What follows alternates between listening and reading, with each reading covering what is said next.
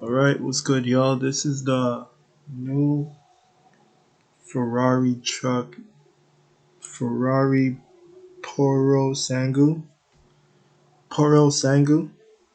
SUV V12. Let's see what it is.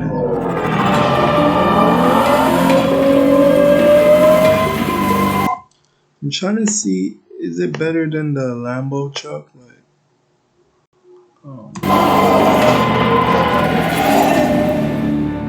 I wonder how much they're gonna sell it for.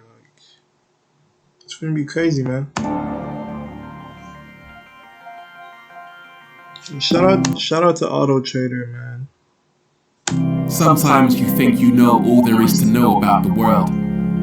Everything has its place. Everything is as it should be.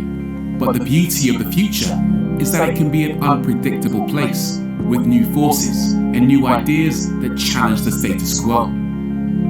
Some of which turn the entire world upside down.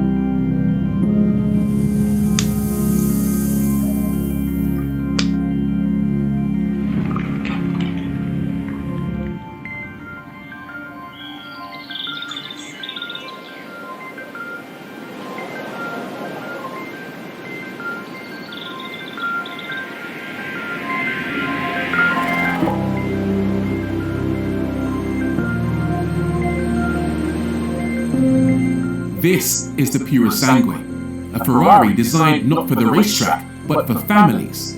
Ferrari, the icon of the sports car world, is doing something that 10 years ago we'd never imagined. Delivering its first ever car with 4 doors and 4 full-size seats and an interior dripping in luxury, flipping the world truly on its head. Basically, Lamborghini started the truck game. Everybody copied it. And shout out to Lamborghini for doing that, because now we got sick trucks. Okay? Some people would say that this car is a cynical attempt by Ferrari to cash in, to capitalize on the success of the Lamborghini Urus. And yeah, I was one of those people. I thought this was going to be aimed at people with more money than sense, and that it would follow the same dry format, that Ferrari would cram in a twin-turbo V8 with a torque converter and 48-volt active roll stabilization. You know, standard rules. But then I had a closer look at the thing, and it seems Ferrari have torn up the rulebook completely. The name Purosangue translates from Italian as pureblood, an odd choice for an SUV you might think, but then it does use a thoroughbred Ferrari engine. Can't lie, it's trying to look kind of crazy, but I only see one door. I don't know. The 6.5 litre naturally aspirated V12 borrowed from the 812 Superfast. Here, it makes 725 horsepower, so it goes like a Ferrari, and yeah, that's pretty good horsepower. It sounds like a Ferrari. Plus, isn't it? Because they've used their 7-speed dual clutch transmission, the gear changes are lightning quick. So wait, it's hybrid? Like, I thought it would be. It's not hybrid. I thought it would be hybrid. Yeah, this is a proper prancing horse. But while this might feel like Ferrari turning the world of SUVs on its head, cynics will point to the fact that while the Purosangue trumps its rivals for peak power, Ferrari's effort is actually down on torque, with 716 Nm versus 850 in the Urus and 900 in the DBX 707. But you know what? I don't think those particular numbers matter, because it's still ridiculously quick. 0 to 62 in 3.3 seconds. I mean, that's as quick as you're going to accelerate in any SUV out of the factory. Top speed. No, I can't lie. Tesla started that 3 seconds, 60 kilometers, whatever it is. But now every car is doing that. And I also need to make a video on BYD, because they're going crazy. 194 miles an hour, top of the class, and 0 to 124 miles an hour in 10.6 seconds.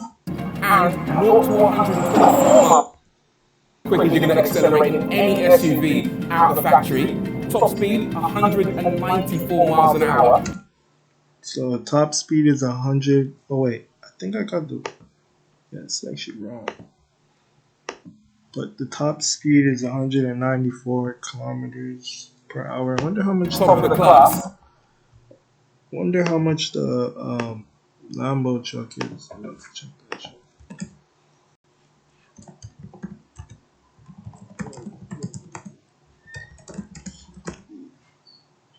$190.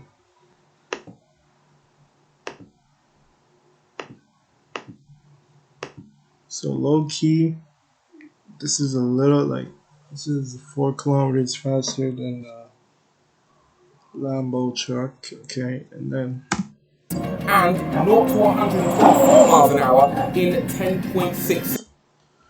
Wait, north of 124 miles per hour in 10 seconds? No, that might be a little bit too fast, bro. Class and 0 to 124 miles an hour in 10.6 seconds. By my maths, that's over a second quicker than the US Performante and the DBX 707. See, this is low key better than the Lambo truck. Like, low key. It's an animal.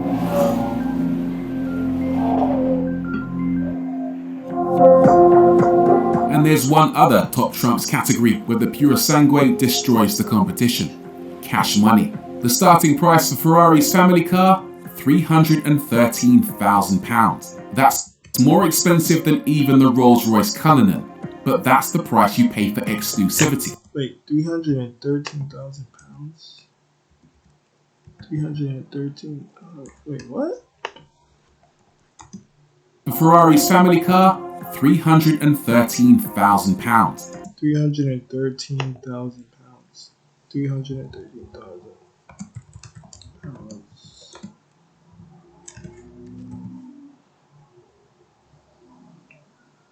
It's 516. No. Wait, what? Oh wait, what am I doing? No, I'm trying to see it.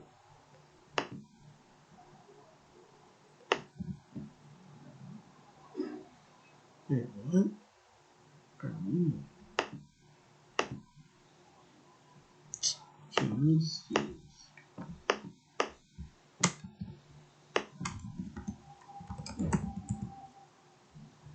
373,000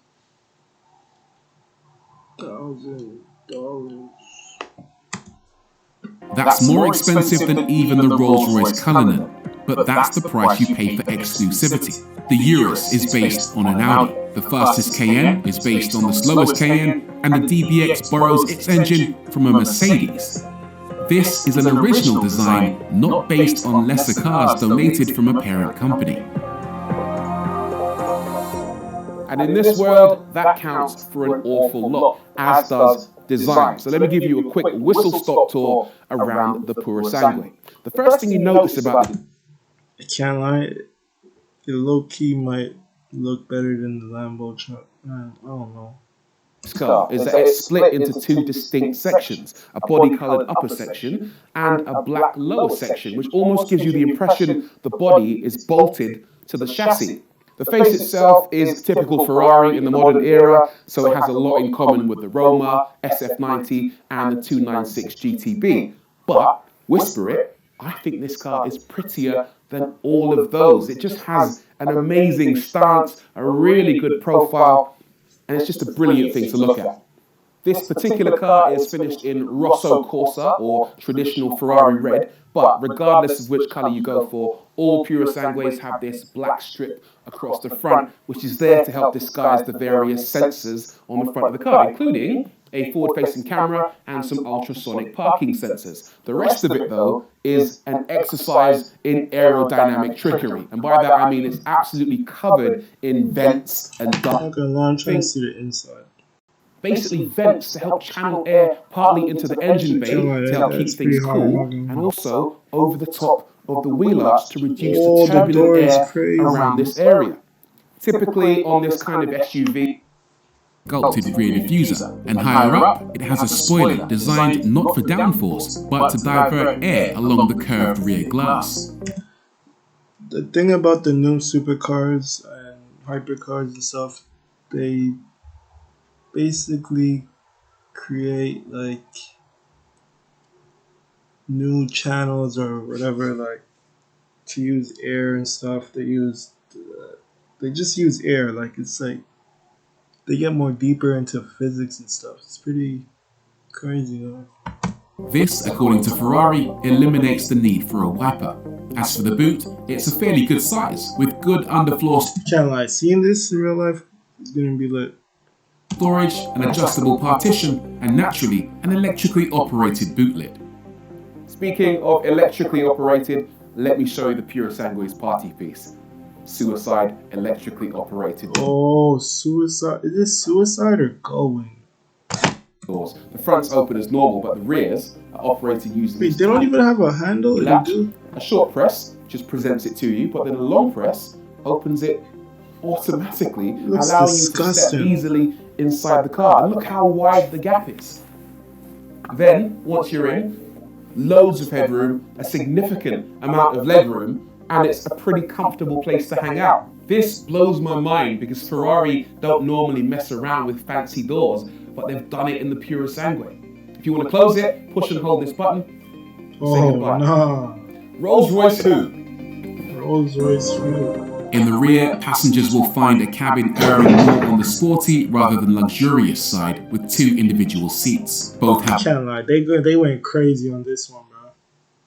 When I first seen it, I knew, bro. Isofix for 2 baby seats, and there's an armrest with a wireless charging dock next to a pair of USB ports and a clever I can't lie, this might be one of the newer, better cars. Like, I don't know what the Lambo truck got. I think they got Wi-Fi in it, but like, I don't know if it got all this stuff. rotary control for the heating system that rises from the center console. Storage is a bit stingy, but there's an optional sunroof letting in plenty of light, or a carbon roof that comes as standard. As family cars go then, it's surprisingly good.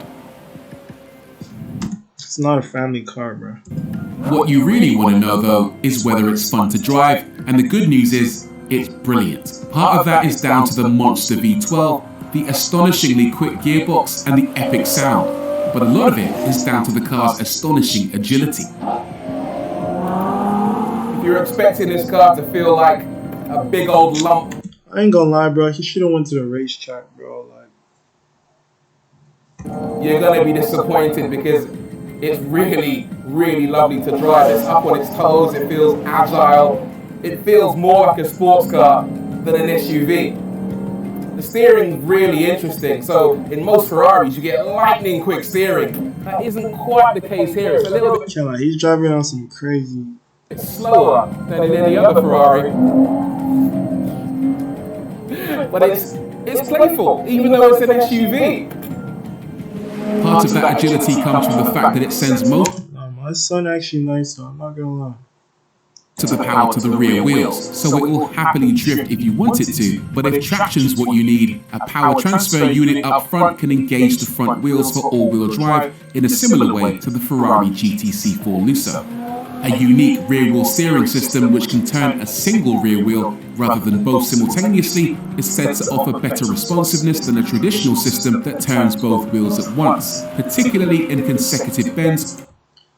I'm not gonna lie, man. This Ferrari truck seems crazy, man. I need to see it race the Lambo truck.